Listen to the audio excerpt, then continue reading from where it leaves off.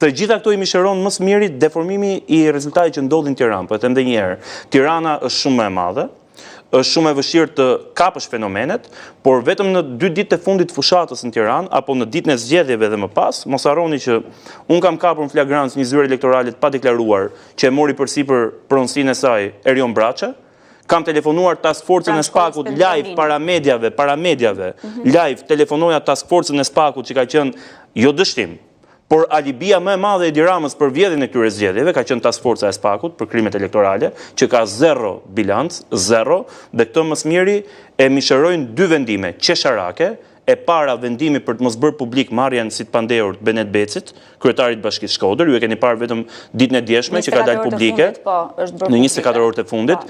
Pra ajo që ne thonim gjatë gjithë kohës, prapë quheshim ne gënjeshtar, që gënjenim, që mashtronim e tjerë e tjerë. Zoti Beci pa të bërë edhe një reagim publik kur u aludua. Po, kur u aludua dhe e mohoi, dhe ndërkohë rezulton që është krejt e vërtet 100% ajo që ka thënë Partia Demokratike, dhe ai është një person i pandehur, dhe mos harroni goditjen 10 ditë pas zgjedhjeve të bandës Durrësit, kur ndërkohë urdhrat dhe kërkesat për arrestimin e tyre kishin ardhur nga partnerët italianë që në shkurt, në fund të muajit shkurt të vitit 2025, dhe u shty procesi deri një javë pas zgjedhjeve, u lejuan të vidheshin votat në qarkun Durrës, u lejuat përdorej porti i Durrësit për blerjen e votave, dhe më pas u goditën disa antarë tjerë së bande, sepse u dha kohë drejtuesve të saj që të largoheshin. Dhe gjitha kjo e bërë nga Spaku. Tani, nga data 11 maj dhe deri në datë 13 maj, nga dita e zgjedhjeve, unë personalisht kam kapur në flagrancë një zyrë elektorale të padeklaruar, ku kanë qenë zyrtarë të shtetit që vraponin me vrap kur u filmuan me kamera, se një zyrtar i shtetit që nuk ka shkelur ligjin, nuk besoj se ka një arsye për t'ikur me vrap. Një titular i institucioni, si që ishe ajo drejtoresha e Agjencisë për Inovacionin, nuk ka pse t'i me vrap nëse i vjen një kamerë dhe e pyet çfarë jeni duke bërë këtu, dhe është duke bërë një veprimtari të lishme. Por zoti Braçë doli e tha një qese kokosh. Paralel, po sepse donte ta ridikulonte. Por nga ana tjetër nuk është ajo e vërteta.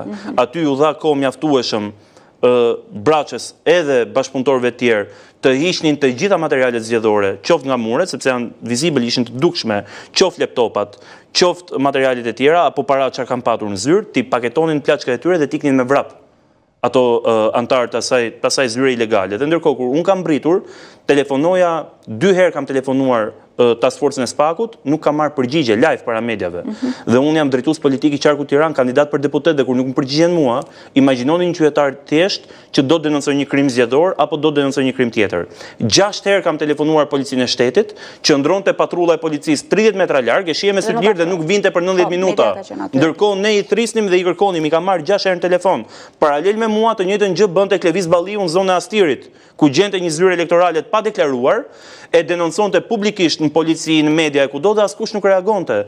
Atë ditë ndodhi në 11 maj, përplasja në Vorë e zotit Noka dhe zonjës Vokshi me bandën e Xhababëve, dhe nuk reagonte policia e shtetit. Kjo u vure edhe nga vëzhguesit ndërkombëtar, që thanë që është e pamundur që policia nuk reagonte dhe nuk vinte. Ndërkohë në ditët në vijim ju pat kërcënime dhe goditje të përfaqësuesve zyrtar të Partisë Demokratike në KZ zonë e Kasharit.